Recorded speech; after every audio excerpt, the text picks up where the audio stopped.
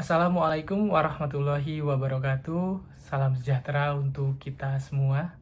Perkenalkan, saya Alpin Herman Saputra, dosen pada program studi pendidikan guru sekolah dasar, Fakultas Keguruan dan Ilmu Pendidikan, Universitas Terbuka.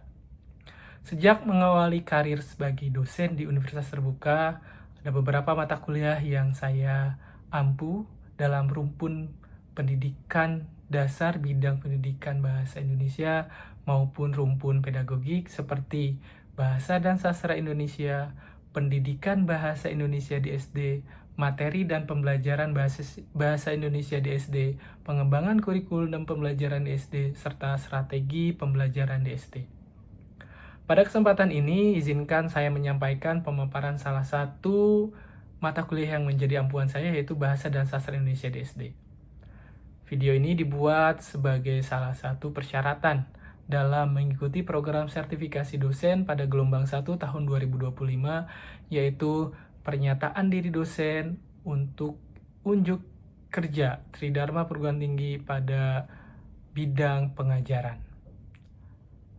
Mata kuliah Bahasa dan Sastra Indonesia di SD merupakan mata kuliah yang wajib ditempuh oleh mahasiswa PGSD Universitas Terbuka dengan bobot 3 SKS pada semester ketiga.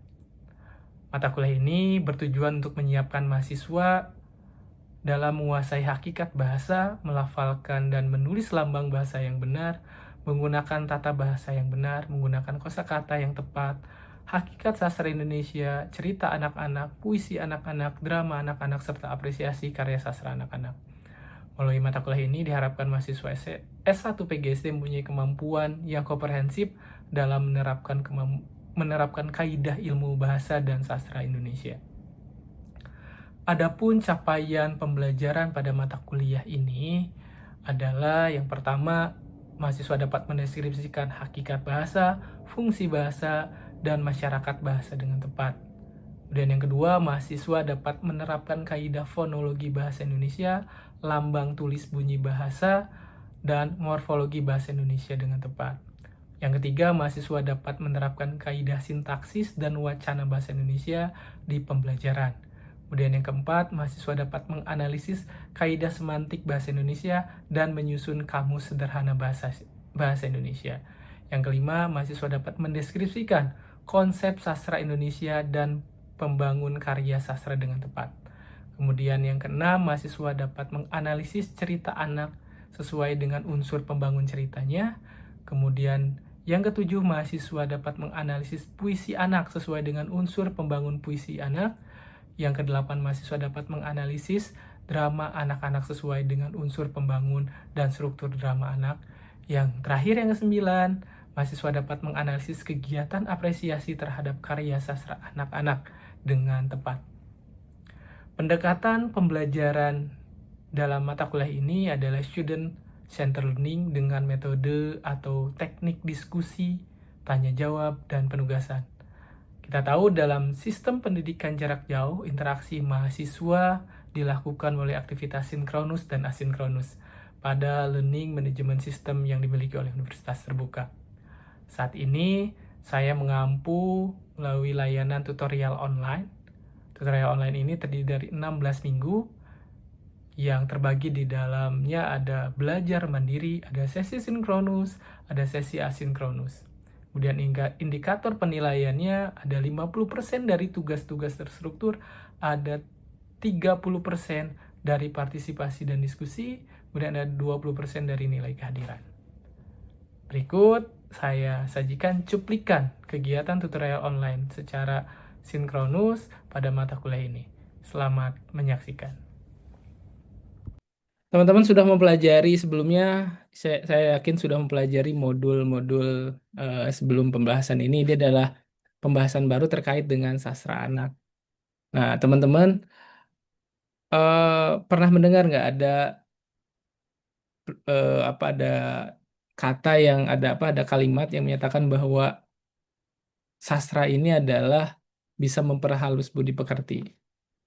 Ya, teman-teman, itu adalah salah satu cara bagaimana pendidikan karakter itu masuk ke dalam siswa, tapi lewat sastra anak. Nah, kita coba perhatikan teman-teman. Ini, ya, coba kita perhatikan. Tahu nggak ini apa?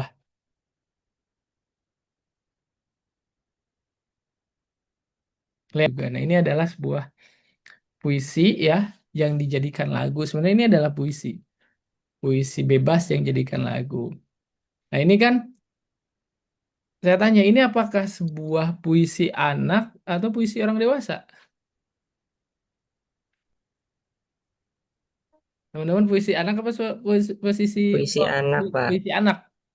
Nah, jadi puisi anak itu bisa jadi buatan anak atau buatan orang dewasa tapi ditujukan untuk anak. Gitu ya. Jadi sastra anak itu yang dikatakan sastra ini anak itu adalah sastra yang dibuat oleh siapapun, baik orang dewasa, oleh anak-anak, tapi tujuannya ini untuk dinikmati atau diapresiasi oleh eh, anak ya. Itu ya. Jadi dalam eh, pembelajaran hari ini adalah tiga tujuannya, ada tiga tujuan pembelajarannya. Yang pertama terkait dengan menjelaskan pengertian dan karakteristik sastra anak, fungsi manfaat sastra bagi perkembangan siswa di sekolah dasar, kemudian mengidentifikasi ciri-ciri bahasa dalam sastra anak. Oke, kita akan lihat yang pertama dulu, terkait dengan pengertian. Teman-teman boleh, ini adalah pengertian secara apa? eh, Secara teorinya seperti inilah, secara bukunya. Sastra anak adalah karya sastra yang secara khusus ditunjukkan untuk anak-anak dengan mempertimbangkan aspek psikologis, bahasa, dan pengalaman anak. Aspek psikologisnya apa sih anak itu? Aspek psikologisnya anak-anak itu senang bermain. Maka lihatlah misalnya ada puisi itu terkait dengan permainan itu. Dari sisi bahasanya, bahasanya yang mudah dimengerti, tidak ada apa namanya tuh, tidak konotatif, jarang yang konotatif ya. Jadi apa, kalimat langsung misalnya ya. Kemudian dan dunia pengalaman anak. Jadi ya, learning experience-nya itu adalah sekitaran anak-anak gitu ya. Kemudian karya sastra atau sastra anak ini mencakup cerita, puisi, dongeng, fabel, dan lain sebagainya. Nanti kita akan bahas. Jadi yang disampaikan untuk dinikmati, dipahami, dan dimaknai oleh anak-anak. Jadi kuncinya sastra anak itu ditunjukkan untuk anak-anak ya, bukan ditunjukkan untuk orang dewasa, tapi bisa dibuat oleh anak-anak. Oke ya, jadi sekarang tidak ada perdebatan lagi, karya sastra anak itu apa sih? Apakah harus diciptakan oleh anak-anak? Tidak. Karya sastra anak ini adalah baik, baik diciptakan atau karyanya itu oleh orang dewasa, oleh anak-anak, tapi tujuannya, balik lagi ya, tujuannya untuk dinikmati oleh anak-anak, diapresiasi oleh anak-anak, itu adalah karya sastra anak. Gitu ya. Selanjutnya, ini coba perhatikan, teman-teman coba baca. Nanti saya akan coba pertanyakan. Ini adalah eh, salah satu judul eh, cerita, cerita pendek. Bahkan ini cerita pendek sekali. Ini karya saya. Kemudian teman-teman coba lihat ya, kemudian kita coba pahami, nanti akan melihat apa sih yang ada di karya sastra ini. Apa sih bedanya dengan karya sastra yang ada selama ini yang teman-teman misalnya belajar, teman-teman lakukan pembelajaran bersama anak-anak SD. Oke, judulnya Canting ya. Ya, izin berpendapat, Pak. Oke, boleh. Mas Bro. Jadi sebelum membuat tugas dari Pak Surya, mungkin Ayu bisa memakai dulu canting dari budenya untuk latihan. Jadi Ah, nanti ketika sudah prakteknya itu benar-benar udah siap, nanti memakai canting dari Pak Surya seperti itu, Pak, agar oke, cocok dengan pola membatik yang diberikan. oke. Bagus. Ya. Jadi teman-teman, bayangkan ini karya sastra yang beda dari yang lain. Kalau yang lain, ceritanya itu udah, ceritanya apa misalnya, akhirnya Ayu memilih cantiknya Bude titik misalnya. Nah, saat ini karena apa kita dituntut eh, sebagai guru untuk lebih kreatif, untuk lebih mengeksplor siswa, ya. Jadi justru ini adalah ajang gimana siswa itu untuk memberikan pendapat. Kalau berbeda nggak jadi masalah karena nggak ada yang salah, nggak ada yang benar, ya. Jadi karya sastra ini ketika sudah sastra anak itu ya, ketika sudah dinikmati oleh siswa, maka siswa berhak berpendapat, siswa berhak memilih, ya, siswa berhak mengatakan bahwa ini saya suka atau tidak gitu. Nah, jadi karya sastra ini nggak ada benar atau salahnya.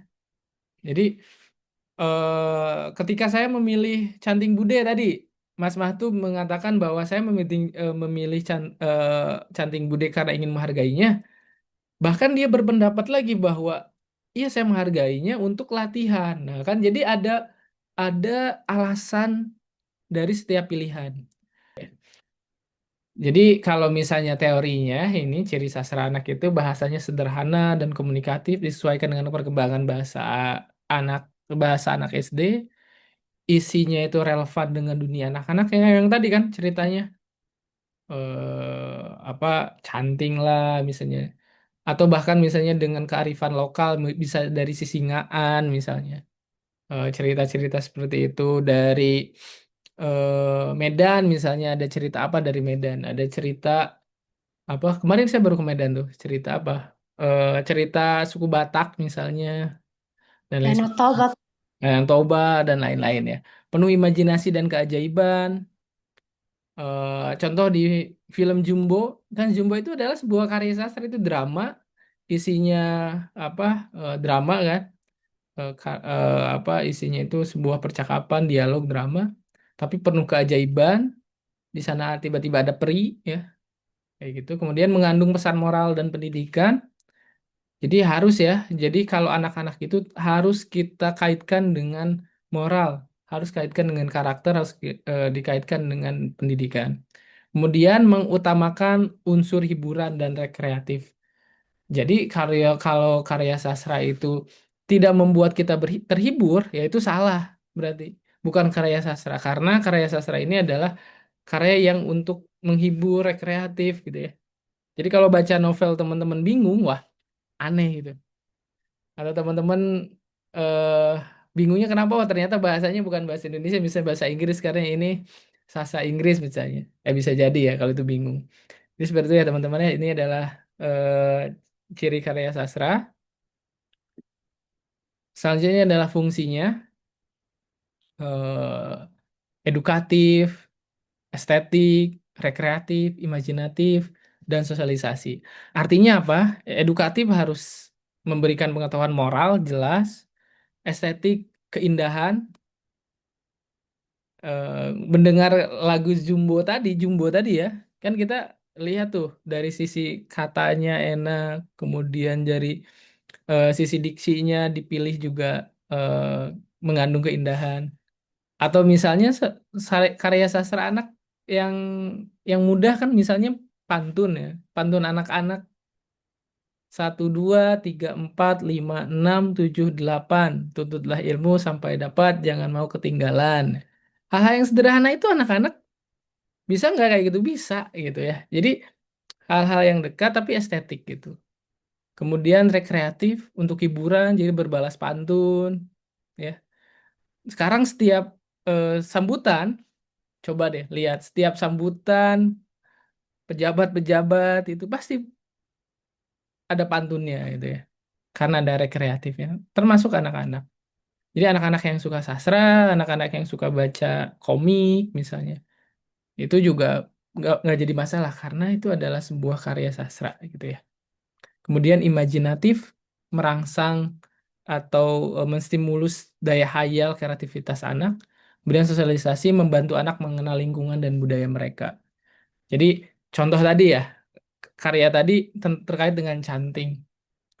yaitu adalah sebuah budaya kan. Canting itu adalah sebuah alat di mana membuat batik gitu. Nah, justru misalnya bukan orang Jawa, misalnya orang Medan. Ada siswa, ada misalnya di sini juga ada mahasiswa Medan kan, Mbak Viva nih dari Medan. Mungkin nggak tahu canting itu bentuknya seperti apa, bahkan belum tahu bentuknya seperti apa, kemudian belum tahu kegunaannya seperti apa. Tapi ketika ada cerita anak ya terkait dengan canting yang sederhana, oh ternyata canting itu berbeda-beda buat motif ini beda karena tadi motifnya pun kan berhubungan gitu ya. Jadi itu sebuah sumber informasi yang mengetahui budaya budaya yang lainnya. Kita lanjutkan. Nah, ini perbedaan sastra anak dan sastra dewasa. Kita lihat. Jadi teman-teman, kalau karya sastra anak atau sastra anak dan sastra dewasa ini bedakan dengan eh, ada empat ya. Di sini ada empat terkait dengan bahasa, terkait dengan tema, penyajian, dan tujuan. Jadi dari sisi bahasa, kalau anak lugas, dewasa kompleks, simbolik gitu ya.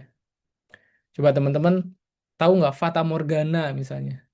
Susah kan? Fata Morgana apa Fata Morgana itu misalnya? Mangu misalnya. Mangu itu apa mangu? Nah, bayangkan kalau mangu itu diksi itu atau pilihan kata itu ada di karya anak. Ta- Gimana tuh? Mangu apa? Kalau mangu orang Jawa mungkin jadi kayak makanan ya, jadi mangut mungkin ya. Kemudian bahasanya sederhana, kalau anak, kalau dewasa kompleks. Dari sisi tema mungkin temanya yang dekat-dekat, keluarga, sekolah, teman, ya. Tapi kalau soal dewasa terkait dengan multitema, ada politik, ada cinta, ada sosial, ada perselingkuhan dan lain sebagainya itu sastra dewasa tuh. Nah, kemudian dari penyajian materi ada narasi linier, ilustratif. Jadi kayak tadi ceritanya itu satu plot aja. Si Ayu mau liburan, apa liburan ke rumah nenek misalnya. Di rumah neneknya dilihat ada mau belajar cantik, udah dia milih gitu. Tapi yuk kalau orang dewasa plotnya ini ada plotnya satu, kemudian ditambah dengan ada orang lain dan lain sebagainya. Jadi banyak. Jadi penyajiannya itu narasinya kompleks dan mungkin abstrak. Teman-teman mungkin pernah baca novelnya karya di Lestari misalnya. Nah, itu kompleks gitu. Nah. Kemudian tujuannya, kalau tujuannya eh, kalau untuk sastra anak itu untuk pendidikan, untuk hiburan, untuk imajinasi ya. Sastra dewasa pun ada sebenarnya untuk hiburan, tapi lebih eksplorasi makna atau refleksi diri biasanya. Jadi sastranya ya hiburannya ada, tetap ada, tapi pemilihan katanya, kemudian maknanya biasanya refleksi diri, biasanya seperti itu teman-teman ya. Nah, tadi kembali lagi ke karya yang tadi yang pertama yang terkait dengan puisi atau sebuah lirik lagu dari Jumbo kan. Ada yang mengatakan bahwa ini adalah lagu untuk anak-anak, ini adalah lagu untuk orang dewasa. Sebenarnya itu adalah lagu yang diciptakan oleh orang tuanya untuk anaknya gitu. Apakah itu sastra anak atau sastra dewasa? Ya tergantung sudut pandangnya. Kalau saya sudut pandangnya misalnya anak-anak, saya ini lagu saya, ini lagu yang dibuat untuk saya dari ibu saya. Sudut pandangnya sastra dewasa misalnya, ini adalah lagu orang dewasa. Kenapa? Ini saya orang tua yang mau menyampaikan ke anak gitu. Jadi tergantung kepada sudut pandang. Jadi teman-teman, kalau nanti teman-teman ngajar di SD, jangan sampai teman-teman menyalahkan sudut pandang anak. Karya sastra itu nggak ada benar salah. Nah, kalau misalnya mau benar salah, contoh kayak gini. eh Misalnya ada puisi bubur dikulum, eh makan buah apel. Assalamualaikum, apa gitu ya. Nah, jadi teman-teman ada atau apa yang eh, ikan hiu makan tomat, I love you so much, misal. Itu puisi atau bukan? Puisi bukan itu? Kalau benar, Bukan pantun, sejenis pantun lah oh Kak. itu pantun. Oke, itu pantun. Pantun bukan itu. Secara teori itu bukan pantun. Itu bukan pantun ya. Itu namanya karmin. Karena kalau pantun itu punya aturan. Harus 8 sampai 12 suku kata. Ya, jadi yang coba tadi eh apa ikan hiu cuman 4, makan tomat 4 juga, I love you 4, so much 2. Jadi teman-teman ya, jadi kita nggak bisa ngomong oh ini salah, ini bukan pantun, nggak. Tapi karena itu sudah menjadi hiburan, sudah menjadi apa kebiasaan, nggak jadi masalah gitu. Kalau secara teorinya itu salah, itu namanya karmin. Tapi orang nyebutnya itu puisi aja, puisi apa pantun aja, pantun nggak apa-apa gitu. Ya. Nah, jadi jangan menyalahkan anak terkait dengan sastra. Kita ajarkan, tapi kita apresiasi karena memang setiap anak itu tidak bisa dipaksakan untuk suka karya sastra. Ya, gitu. Tergantung daripada sudut pandang. Nah, ini jenis-jenis sastra, teman-teman. Ada yang pertama prosa. Jadi sebenarnya hanya ada 3 tadi ya. Karya sastra itu hanya dibagi jadi 3. Ada puisi, ada prosa, ada drama. Pantun masuknya kemana? Pantun masuknya ke puisi. Nanti ya, ini kita lihat dulu prosa.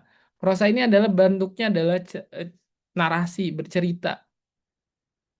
Ya, kalau misalnya ceritanya pendek, ya cerpen, cerita fiksi, ada novel, ada dongeng, ya. Kemudian ada fabel, ada legenda, ada cerita rakyat. Ya, itu teman-teman seperti itu. Ya, narasi gitu ya, narasi cerita. Ini teman-teman bisa bedakan sendiri. Jadi ini semua 6 ini adalah cocok untuk siswa SD gitu. Cerpen, novel, novelnya novel yang buat anak-anak banyak. Fabel apalagi, dongeng, legenda gitu ya. Nah, terkait dengan puisi, puisi itu ada banyak, ada puisi lama, puisi baru, puisi kontemporernya. Pantun termasuk adalah puisi lama karena terikat dengan aturan. Kalau puisi baru mana tadi tuh? Lagu tadi adalah puisi baru. Ya. Puisi kontemporer itu bisa tidak dengan kaidah penulisan lagi. Bahkan ada puisi namanya judulnya oh, oh, oh, oh, oh, oh dan sebagainya. Itu puisi apa? Puisi kontemporer. Itu nggak ada suku kata, nggak ada apa, itu puisi kontemporer. Itu ya teman-teman ya. Jadi ini bisa diajarkan nggak buat anak SD? Bisa ya, bahwa teman-teman, bahwa anak itu pasti punya apa? Punya sensitivitas sastra ya. Jadi seperti ini. Jadi teman-teman, puisi tadi apa, prosa, puisi. Yang satu lagi nih terkait dengan eh sorry sorry terkait dengan drama. Ya, drama tadi ya, drama itu sesuatu ada apa? Ada komunikasi, ada dialog ya, seperti itu teman-teman ya. Nah, ini eh sastra anak dalam konteks di sekolah dasar, teman-teman, bahwa sastra anak di apa di dalam konteks SD itu ya, itu ada mulai dari sebagai media pembelajaran bahasa Indonesia, membantu perkembangan keterampilan menyimak, berbicara. Kemudian alat untuk membentuk karakter, nilai, kejujuran, ya, keberanian dan lain sebagainya. Kemudian sebagai bahan ajar yang kontekstual dan menyenangkan, gitu ya. Oke, karena kita waktunya sedikit lagi, kita lanjutkan teman-teman. Jadi ini adalah konteks di dalam SD ya, sebagai media pembelajaran, kemudian sebagai pembentuk karakter, kemudian sebagai bahan ajar yang menyenangkan. Nah, ini bagian yang tadi, yang tujuan yang ketiga terkait dengan bagaimana sih karya sastra itu dinikmati, diapresiasi. Nah, jadi ada apresiasinya, ada secara langsung, nonton, baca, teman-teman baca novel, anak-anak baca puisi, itu apresiasi secara langsung. Secara tidak langsung, yang teman-teman pelajari hari ini. Teman-teman belajar sastra, apa itu sastra, teorinya seperti apa, itu adalah apresiasi secara tidak langsung. Ada kegiatan pendokumentasian.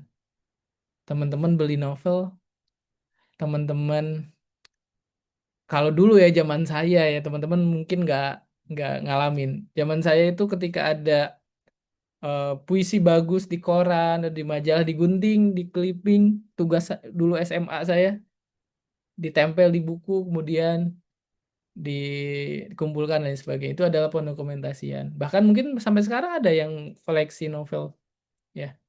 Kemudian ada kegiatan kreatif. Ya, ini kegiatan yang mementaskan dalam bentuk lain. Contoh misalnya ada pantun, pantun, pantun, pantun, pantun.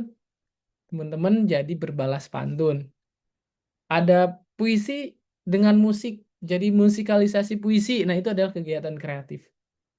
Apalagi kegiatan kreatif yang hari ini kita suka tiap weekend, kita suka keluar nonton film. Itu adalah kegiatan kreatif teman-teman mengapresiasi sastra. Kenapa? Di dalam film itu lengkap semua tuh. Dari sisi dramanya ada, dari sisi penulisan ceritanya ada. Dari sisi ketika sudah ada soundtrack, ada lagu, lagunya adalah puisinya. Ya. Di dalam film itu ada cerita, cerita itu ada maknanya. Kemudian ada di dalamnya ada eh apa nasihat dan lain sebagainya, baik yang misalnya untuk anak-anak, untuk orang dewasa dan sebagainya. Nah, itu adalah bentuk kreatif cara mengapresiasinya.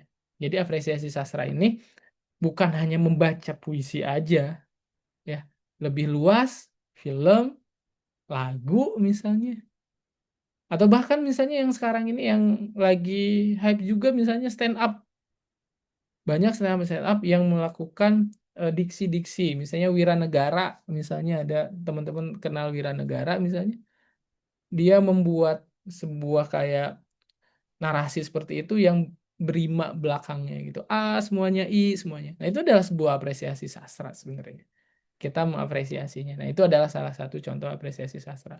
Tapi khusus untuk sekarang konteksnya adalah siswa SD, maka teman-teman jangan batasi kesukaan siswa untuk membaca, untuk menonton, dan lain sebagainya. Itu ya, teman-teman ya. Nah, karena waktu juga nih, mungkin teman-teman ada pertanyaan